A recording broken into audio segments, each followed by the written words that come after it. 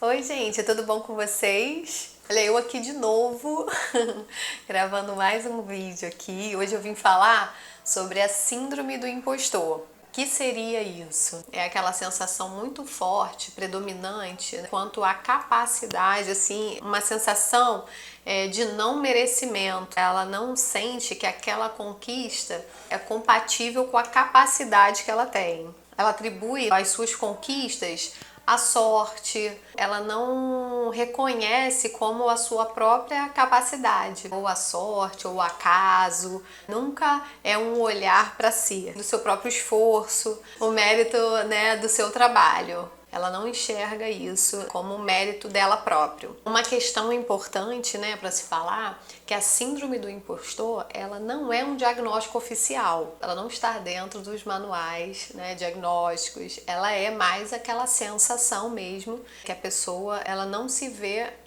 competente, mesmo que ela tenha tido realizações tanto profissionais, enfim, na sua vida como um todo.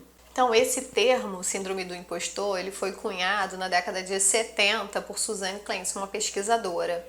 Eu vou abordar esse tema mais em cima de uma teoria que a gente tem dentro da psicologia, que é a teoria dos esquemas, que é do autor Jeffrey Young.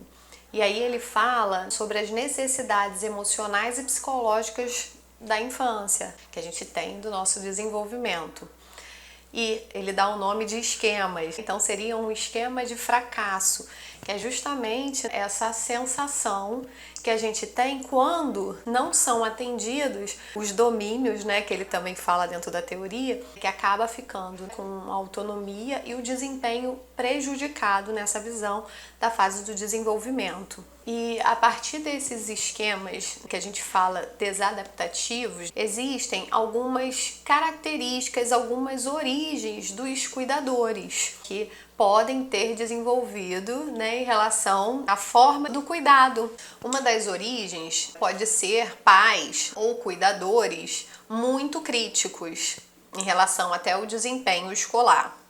Ou um ou ambos os pais competiam com você também. Isso pode vir originar o esquema de fracasso. Um ou ambos os pais eram bem-sucedidos e você interpretava aquilo como não conseguir alcançar aquele patamar onde seus pais chegaram. Ou, de fato, você não era tão bom na escola ou nos esportes e você sentia de fato inferior àquelas pessoas, que está muito associado ao TDAH, né, a descalculia, a dislexia, são as questões de aprendizagem. Então, a criança, por estar naquele desenvolvimento, ela acaba se percebendo inferior e leva isso para a vida adulta. E os seus cuidadores, de repente, te comparavam aos seus irmãos, ou amigos, ou primos, injustamente, uma comparação injusta. Pode também ter acontecido dos seus pais não terem colocado o limite em você. Então você nunca desenvolveu a autodisciplina, não tinha aquela frequência com deveres, né, exercícios de casa, nem com as responsabilidades. Então, dessa forma, você não conseguiu traçar um plano e falhou nos estudos. A partir dessas características, dessas origens que possam ter acontecido no seu período de desenvolvimento, você acaba enxergando isso como um padrão de funcionamento. Então, você leva isso para a sua vida, são os modos de enfrentamento em situações de conquistas. Então, por aquilo ter sido deficitário, você acaba não acreditando no seu potencial. Então, existem alguns sinais, né? Você não toma a atitude necessária para se desenvolver mais no trabalho, você pode procrastinar com medo de se expor, acaba também evitando convites que possam te colocar em algum lugar de destaque, negando, né, às vezes emprego também, às vezes passa nas fases de entrevista, dinâmica de grupo e acaba não aceitando no final com medo de, né, aquela sensação de descobrirem, né, vão descobrir que eu não sou tão capaz assim. Então, escolhe empregos abaixo do seu potencial, arranja empregos, mas é demitido com frequência. Todas essas características que eu citei engloba o esquema de fracasso, aquela sensação predominante diante de conquistas. E aí, como que você pode ir mudando esse esquema, né? Essa sensação de fracasso? Você pode, de fato, avaliar se aquela sensação de fracasso realmente é real ou está distorcida. Esse é um dos pontos.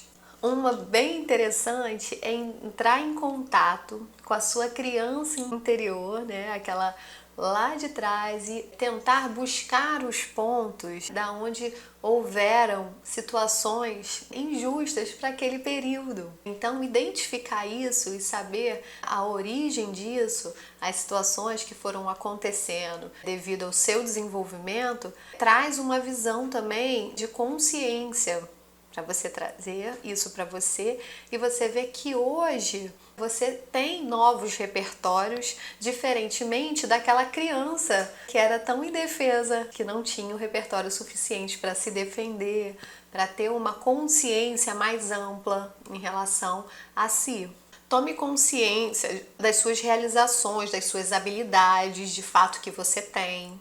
Agora, se realmente existe, de fato, um fracasso na carreira, tente avaliar qual padrão que você está seguindo. Se de repente você está no emprego, no trabalho e não está se dedicando, até no estudo também, porque isso acontece muito no meio acadêmico.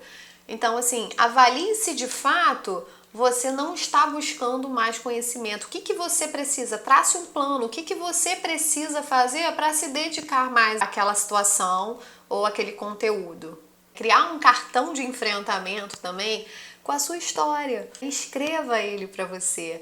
Aquilo que eu tinha dito lá, aquela criança, de alguma forma, foi afetada nessa área do desenvolvimento. Escreva, né, como foi a sua história e traga um novo olhar para o adulto que é hoje.